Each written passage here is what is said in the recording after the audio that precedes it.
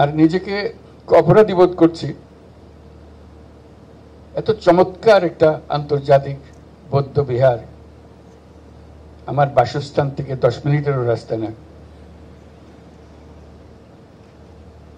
আমার অনেক বয়স হয়েছে, কোনোদিন দেখা হয়নি।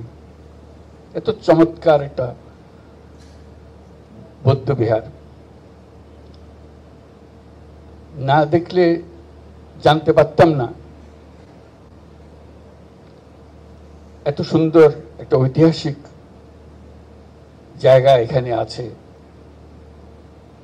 যেটা দেশের সব মানুষের জায়গার একটা জায়গা হতে পারত শ্রদ্ধা নিবেদনের জন্য। আমাদের সেটা হয়ে ওঠেনি।